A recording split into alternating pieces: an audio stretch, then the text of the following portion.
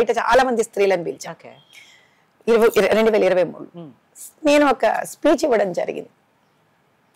ఎందుకో ఒకసారి ఆ కష్టపడుతున్న ఒక రోడ్డు ఊడ్చే వ్యక్తి కానీ,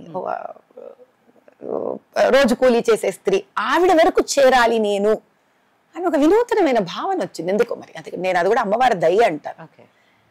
అప్పుడు నేను తెలంగాణ యాసలో మాట్లాడాను. అసలు స్త్రీ అంటే ఎవరు, ఎంత గొప్పది, అసలు సనాతన హిందూ ధర్మం అంటే ఏంటి, అది నేను మాట్లాడేసాను మంచి పూనకం వచ్చి. అది నాకు కూడా తెలియకుండా ఒక నెల రోజుల లోపల ప్రపంచమంతా తిరిగి వచ్చింది. అది అంటే I was stunned. More than 1-2 crores వెళ్ళిపోయింది దాన్ని వ్యూవర్షిప్.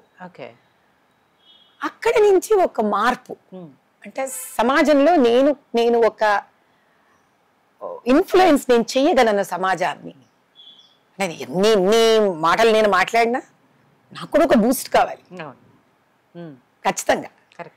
ఇది ఎప్పుడైతే ప్రజలు ఆదరించారో, ఓహో నేను చేయగలిగింది చాలా ఉంది, ఇలా ప్రజలకు తెలియకుండా నేనేదో చేసుకుంటూ పోవడం, సమాజ సేవ వరకు గుప్తంగా బానే ఉంది, కానీ సమాజాన్ని కనుక మనం ఒక చక్కటి దిశలో తీసుకొని వెళ్ళాలి అని అంటే నేను కష్టపడాలి, నేను ఒకటి అచీవ్ చెయ్యాలి, నేను ఎలా అచీవ్ చేస్తున్నాను అనేది ఒక ఎగ్జాంపుల్ అవ్వాలి అంటే పబ్లిక్ లోకి రావాల్సిందే.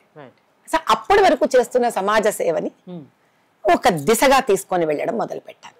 అంటే అప్పుడు స్కేటెడ్ గా జరుగుతుంది, ఇక్కడ అక్కడ ఎవరు వచ్చి అడిగితే వాళ్ళు వచ్చాడు, ఇలా కాదు. పాత బస్తీకి దాని వైపు మనం కాన్సన్ట్రేట్ చెయ్యాలి.